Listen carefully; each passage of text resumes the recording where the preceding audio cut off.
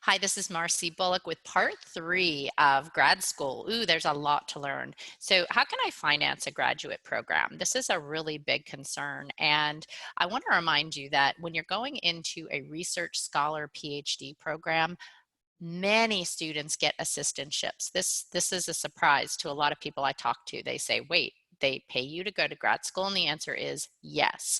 So they give you a teaching assistantship or a research assistantship. So you'll want to research that ahead of time.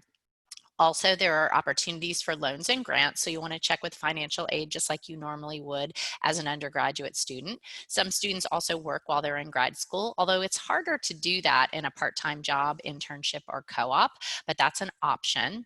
Many students also apply for fellowships, and there is a fellowship office at NC State that you would want to reach out to, as well as following up with any other kind of work study finance that you might have. So the experts on this topic, my friends, are the graduate school financial support.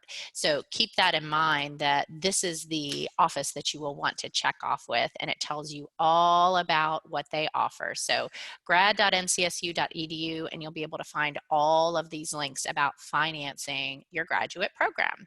Let me tell you a little bit more about these teaching assistantships. So for example, in my office, I have an assistantship available, and I have a stipend for a student, and they work 20 hours a week, and we pay for their tuition and we give them a stipend. Yes, you heard that correctly.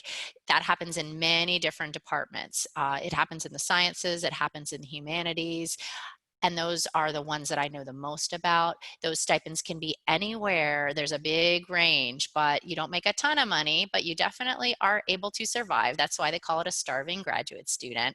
Some people will offer also to provide your health insurance, and there may be, like I said, a 20-hour a week work obligation that you would have. So if you get an assistantship that is money in the bank, it's fantastic. It helps you so much when you're in graduate school, because that 20 hours a week that you're working in that assistantship, it's related to what you're studying. So for my students, they're studying higher education administration. For example, my last student who did that for 2 years then went off and got a great job in a career center because he had worked in my career center. So that assistantship really helped.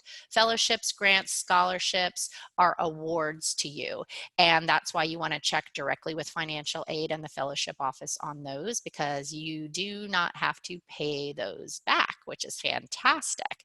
So this is the quick summary on what we have learned so far in part three. And all three of the parts is: work on your GPA, definitely, because that is a first level screen. They will look at the numbers for most graduate programs. Below a 3.0 does not exclude you from admissions. If you are looking for PhD programs, undergraduate research is very important to you, because you might even get a publication while you're an undergraduate, and that looks fantastic on your essay when you write about all that you've learned. Practice for the standardized tests. You can take a course if you have some extra cash flow, or you can do that all on your own.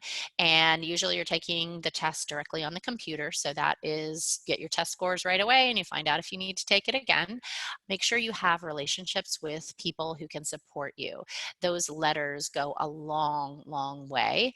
And write out clear career goals. Why do you want to go to graduate school? That's the big question to ask yourself. And some people ask themselves too, should I take a gap year or should I go right away?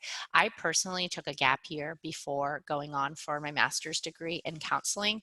And during my gap year, that was a time where I realized how motivated I was and what a dead end I would have if I didn't have that degree, because my career goal required that degree. If you're really unsure about what you want to do in graduate school, taking that year off might be a good idea. But what you do in that year will also be really important. So if it's something totally unrelated and you don't learn any transferable skills, you're not bettering your candidacy for grad school. But if you do something that will be related, maybe you have a volunteer experience, or you have a project that you're working on, or even the job that you get is related to what you want to do, that can help you out. And review your whole package for graduate school. Review all the essays, all of the applications that you will be filling out. With your letters of recommendation, I will remind you that most often you will keep them confidential because people will write the strongest letter for you if you don't read it. So actually, that sounds a little bit strange, but they can say really honest things about what your strengths are and what your areas for growth are. And you don't want a letter that says Jane Doe is perfect, because no one is. You all have growth areas. And that's why the confidential letter is the one that you would pick. But always ask your letter writer, will you support my candidacy? Because if they hesitate a little bit, then you might be thinking that's not the best person for me to have my letter written by. Remembering that getting your PhD is investment as a research scholar. Getting a master's degree, which could be a professional program or graduate program, can also be a prerequisite for the different careers that you are considering. But really understand you're the consumer when you're applying to grad school. So understand what the job opportunities are ahead of time. For example, some of my students have gone to the master's in the Institute for Advanced Analytics at NC State. That graduate program has placed people all over the country in amazing jobs in data. It's all about analytics. It has an amazing reputation. You can go online and you can see exactly where every graduate is working, and usually they have salary data there as well. So as the consumer trying to select the school you want, ask the admissions people those questions. Where are people working from your last cohort? That data is available to you, and that can help you make your final decision. So that is the end of applying to graduate school. Good luck, Wolfpack fans, and don't forget that you can make an appointment with your career counselor by logging on to EPAC, and that will allow you to schedule a one-on-one conversation about all the different schools that you are considering.